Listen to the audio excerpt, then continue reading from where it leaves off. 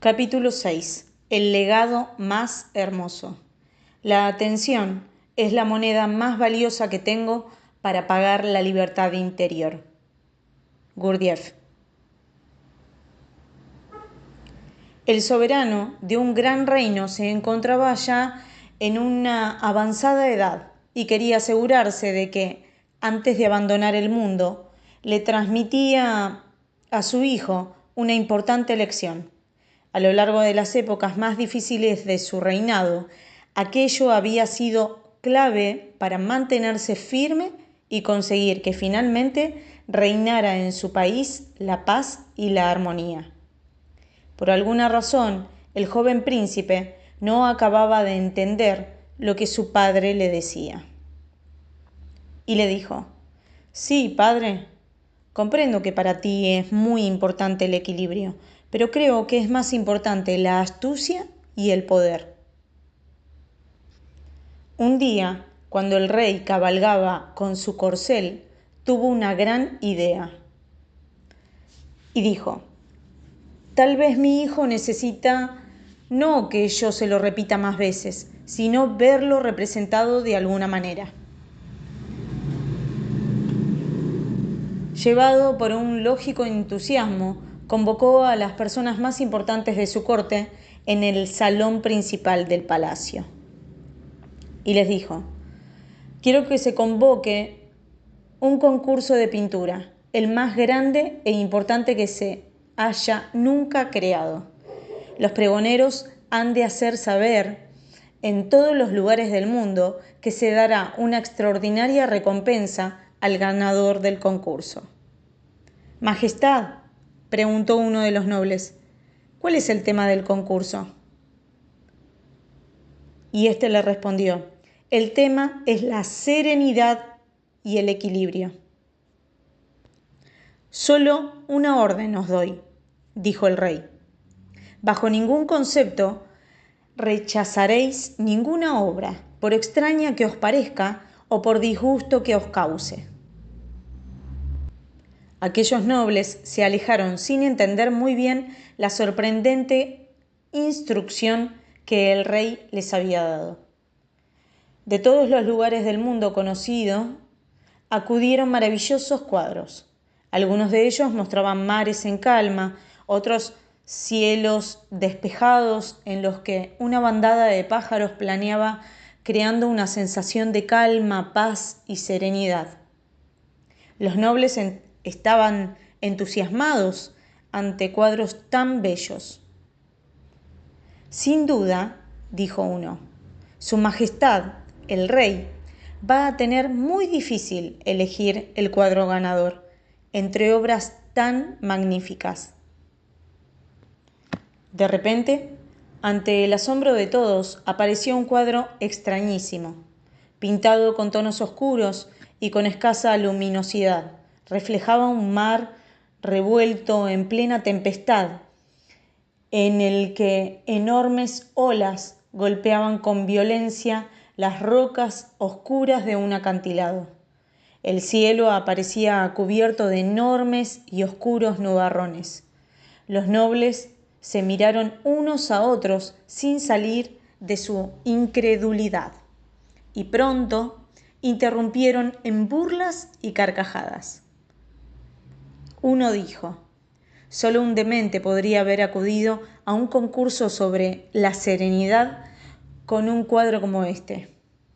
Estaban a punto de arrojarlo fuera de aquella sala cuando uno de los nobles se interpuso diciendo: «Tenemos una orden del rey que no podemos desobedecer.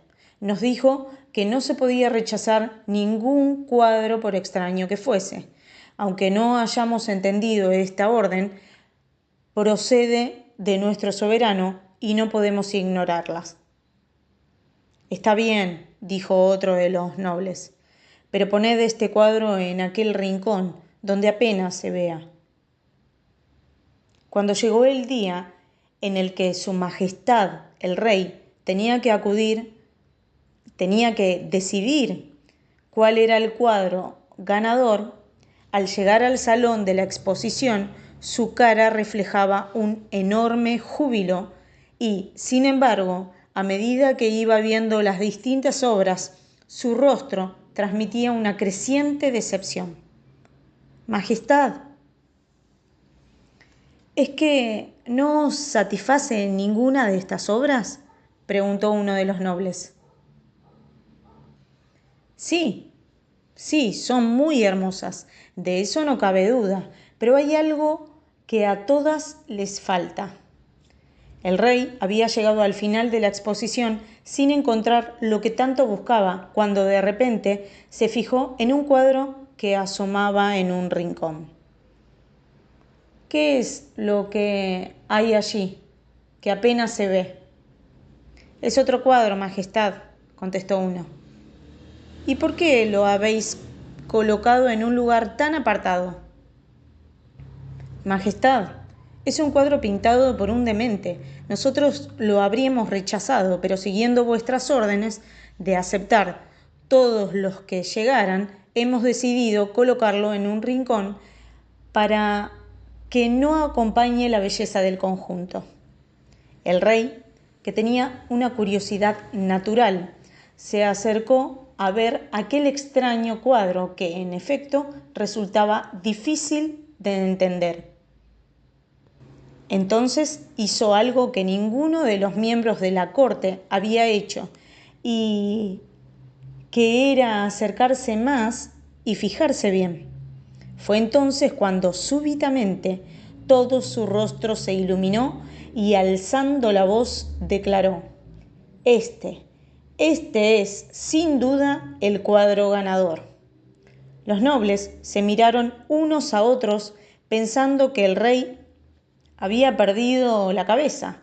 Uno de ellos tímidamente le preguntó: Majestad, nunca hemos discutido vuestros dictámenes, pero ¿qué veis en ese cuadro para que lo declaréis ganador? Y el rey le contestó: No lo habéis visto bien. Acérquense.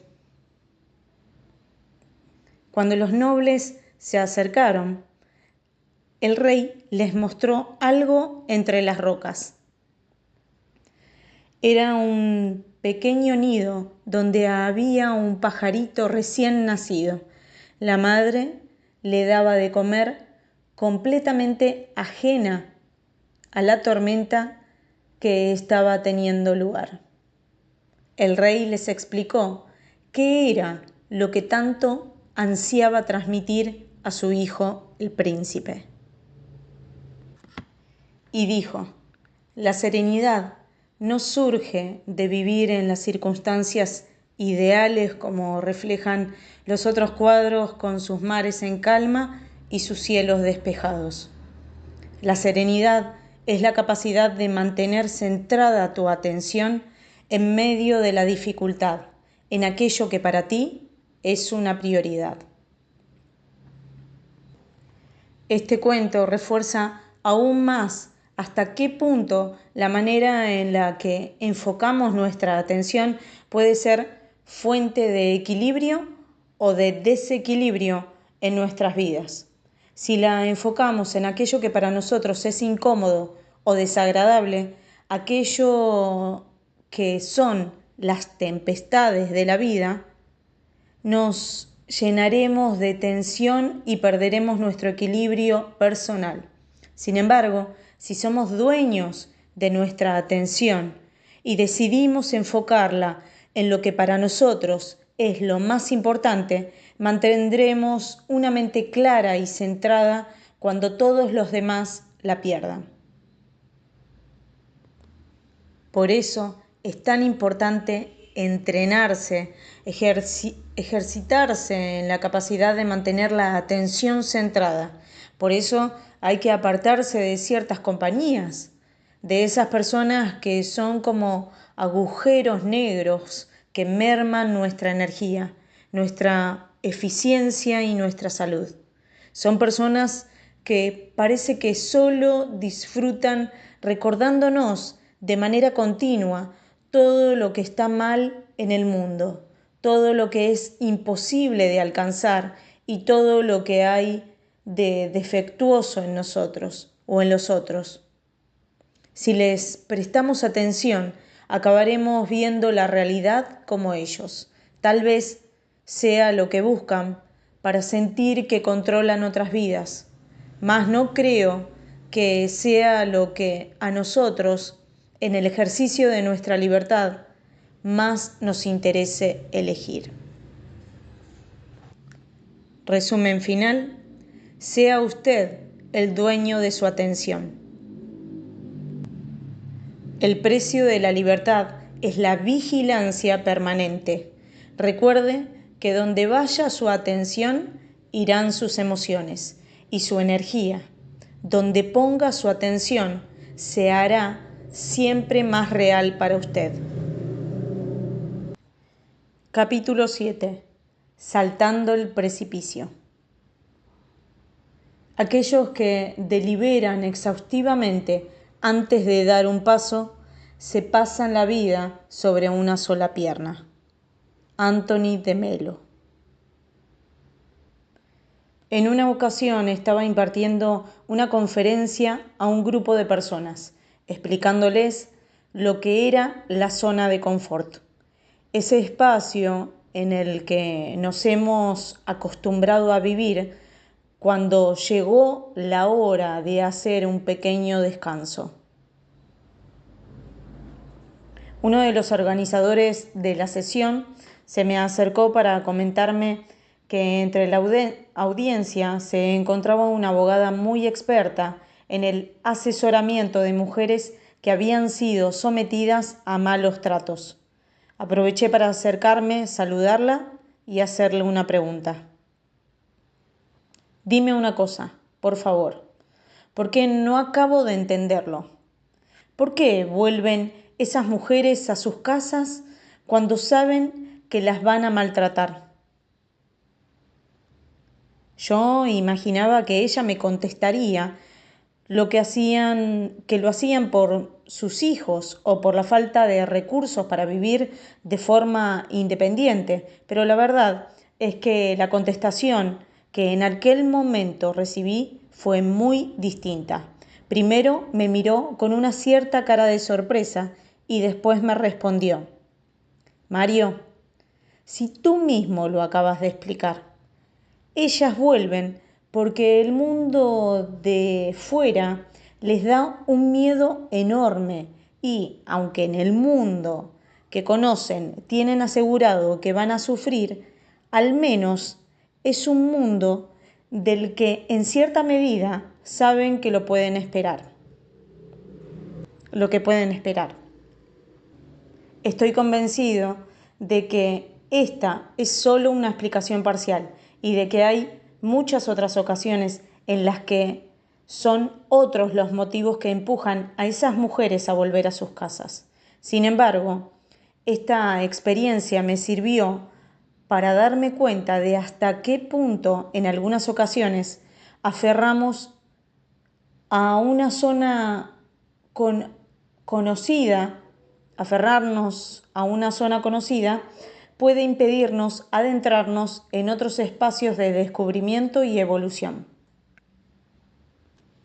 Muchas veces, solo cuando llegamos a ese punto de insatisfacción inspiradora en el que decimos: hasta aquí, se acabó, así no sigo, y resolvemos con verdadera determinación dar un paso adelante, no reunimos el coraje que es necesario para pasar de lo conocido a lo desconocido.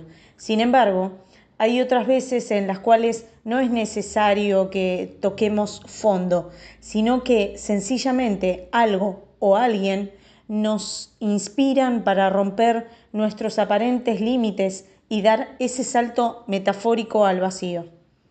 Es ese momento, y pone entre comillas, cuando el gusano creía que se acababa el mundo, fue cuando comenzó su transformación en mariposa. Hay una preciosa historia que en una ocasión leí y que al parecer ocurrió realmente en Ghana, África. Una aldea de Ghana había pasado por una época muy difícil y su gente se sentía abatida y desesperanzada. Alguien les contó esta historia que fue pasando de boca en boca y que empezó a mover resortes muy potentes en el interior de sus corazones.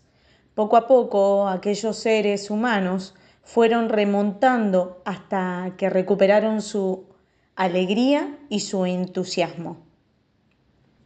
No cabe duda de que hay historias que son capaces de despertarnos a nuevas realidades. Tal vez para usted esta también pueda ser una de ellas. Un pastor que vivía en una cabaña cerca de un bosque y a cierta distancia de una montaña tenía un corral con gallinas y un rebaño de cabras. Aquel año hubo una gran sequía, con lo cual la mayor parte de la hierba desapareció. Por esa razón el pastor decidió llevar a sus cabras a lo alto de la montaña, donde probablemente, al haber más humedad, encontraría algo de hierba tierna para sus animales. Así lo hizo y, después de un largo caminar, llegó junto a la cima de la montaña. Allí sus animales pastaron durante unas horas hasta que fue cayendo la tarde y el pastor decidió volver de nuevo a la cabaña donde vivía. Bajaba entre las piedras con su rebaño cuando vio frente a él algo grande, que enseguida reconoció como un nido de águilas. Al acercarse observó que en el interior había 2 polluelos, uno de los cuales se había matado al desprenderse el nido de la roca en la que se encontraba. El otro polluelo, aunque algo se movía, parecía estar gravemente herido. Al pastor no le gustaban nada las águilas porque las tenía por enemigas. En alguna ocasión habían atacado a sus cabras e incluso se habían llevado a alguna de sus gallinas. No obstante, llevado por la lástima, el pastor se agachó, cogió con delicadeza el polluelo herido y lo llevó a su cabaña. Allí lo curó como pudo y empezó a alimentarlo con pequeños trozos de carne, mientras dejaba que la naturaleza hiciera el resto. El animal se recuperó por completo y empezó a crecer y crecer, hasta que se convirtió en un magnífico ejemplar adulto de águila. A partir del momento en que el águila se hizo adulta, las cosas empezaron a cambiar. El pastor, que inicialmente se sentía tan orgulloso por lo que había hecho, empezó a sentirse cada vez más inquieto con la presencia de aquel animal. De alguna manera, no lograba evitar que las imágenes cargadas de emoción le vinieran a la cabeza y le recordaran que los animales, como aquel, habían hecho con sus cabras lo que habían hecho con sus cabras y sus gallinas. Un día, el pastor llegó a una decisión, la de abandonar el animal en el bosque, pensando que sin duda la naturaleza se ocuparía de nuevo en ayudarlo a sobrevivir. 3 veces llevó el pastor al águila al bosque y 3 veces el águila le siguió dando pequeños saltitos en el suelo. No sabiendo ya qué hacer para deshacerse de aquel animal, el pastor pensó y pensó hasta que se le ocurrió la más absurda de las ideas. Metería el águila en el corral con sus gallinas. Cuando las gallinas vieron entrar en el corral a ese animal al que tanto temían, se adentraron despavoridas en la pequeña caseta en la que se refugiaban. Pronto se dieron cuenta del extraño comportamiento de aquel animal, que permanecía quieto y solo, y se fueron acostumbrando de forma progresiva a su presencia en aquel lugar. Los años fueron pasando y aquella águila se acostumbró a vivir como una gallina, Comía lo mismo que comen las gallinas, se movía como las gallinas e incluso aprendió a emitir los mismos sonidos que emiten las gallinas. Estaba la situación así cuando pasó por aquella región un naturalista que estaba haciendo un estudio sobre las águilas de aquella región y al pasar junto a la cabaña del pastor contempló incrédulo el espectáculo que se le ofrecía, ni más ni menos que un águila conviviendo con gallinas. Corriendo, golpeó con fuerza la puerta de la cabaña del pastor, al cual, al oír los ruidos, abrió sobresaltado. ¿Quién es usted? ¿Qué es lo que quiere? Y le dijo, le ruego que me perdone, soy un naturalista que me dedico al estudio de las águilas y he visto algo inaudito, un águila viviendo entre gallinas. El pastor comprendió perfectamente la causa de la sorpresa de aquel investigador y, después de invitarle a entrar en su cabaña, le explicó la historia de cómo la encontró, la curó y la crió entre gallinas. El naturalista escuchaba absorto la historia hasta que algo le sacudió bruscamente, algo aparentemente inocente, ya que fue solo un sencillo comentario que hizo el pastor. Verá, amigo mío, el animal ha vivido tanto tiempo entre gallinas que ya no me queda la menor duda de que, aunque su forma siga siendo de águila, en su interior no es ya nada más que una gallina, dijo el pastor. Y el naturalista contestó, de verdad que lo siento, pero no puedo estar más en desacuerdo con lo que acaba de decir.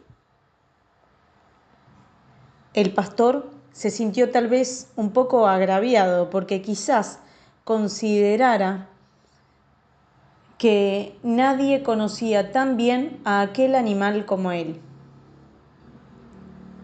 Si está tan convencido, ¿por qué no me lo demuestra sencillamente haciendo que vuele? El naturalista se fue al corral, cogió el águila e hizo lo primero que se le ocurrió, que fue lanzarla por los aires gritando.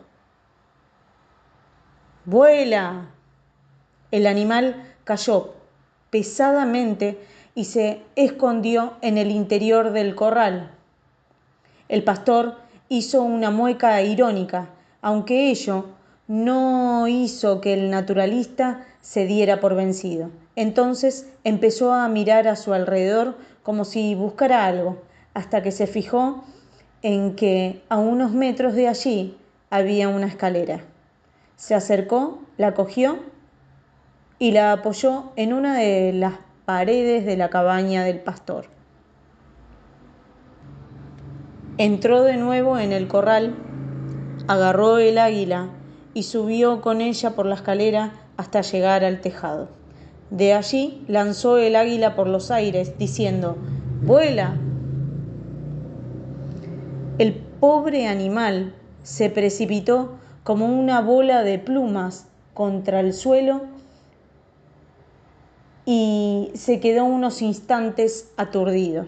En cuanto recuperó su compostura, rápidamente se escondió en el interior del corral. El pastor le dijo entonces, si sigues así, vas a matar a mi gallina.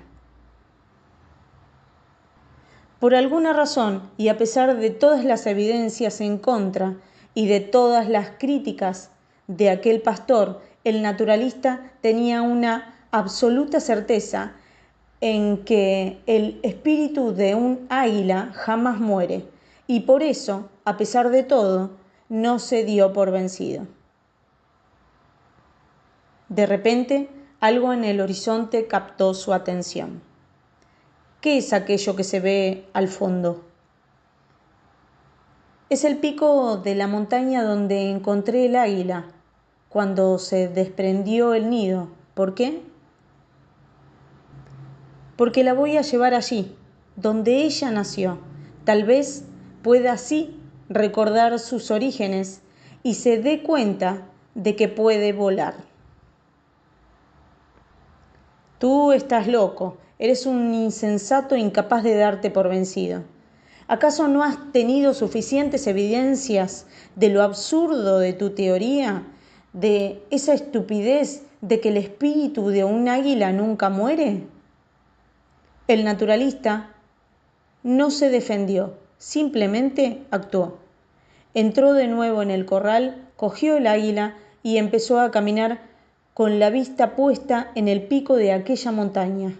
El pastor, sin entender muy bien por qué, y viendo que caía la noche, cogió una linterna y le siguió. Durante toda la noche estuvieron subiendo por la montaña sin que el naturalista supiera qué hacer para despertar el espíritu dormido del águila. Cuando llegaron al pico de la montaña donde el águila había nacido, empezó a amanecer y entonces el naturalista observó algo curioso. El águila apartaba la mirada del sol, sin saber muy bien por qué. Agarró el pescuezo del animal y lo obligó a mirar el sol. En ese momento el águila hizo unos extraños movimientos, abrió unas espléndidas alas y se puso a volar. Aquel día el águila recordó quién era en realidad y recuperó su verdadera identidad, que no era de gallina, sino de águila. Un águila no es mejor que una gallina y sin embargo ve 82 veces mejor que una gallina y por eso puede ver presas a más de 2 kilómetros de distancia. Además, un águila es capaz de ver paisajes que una gallina ni siquiera sería capaz de soñar. Es cierto que la vida de una gallina es más cómoda porque la comida le es dada, mientras que el águila tiene que cazar. Sin embargo, el precio que se paga tal vez sea demasiado alto, porque no es nada más y nada menos que el ejercicio de la libertad. A los seres humanos nos pasa algo muy parecido a lo que le pasaba al águila de la historia. Nos hemos olvidado de quiénes somos en realidad y hemos adoptado una nueva identidad que, como no se corresponde con nuestra realidad, nos deja siempre, tengamos lo que tengamos, con una sensación de vacío interior. Para poder llenar esta sensación de que nos falta algo, intentamos adornar esa identidad que hemos tomado para que parezca más llamativa y más valiosa. Por eso, tantas veces soñamos con esa persona que quisiéramos ser y con esa forma de ser que nos gustaría tener. Nuestro mundo personal y social está lleno de deberías o de no deberías, de tendrías y de no tendrías. Así, uno debería ser más cauto y no debería ser tan ingenuo. Además, tendría que ser más precavido y no tendría que ser tan confiado.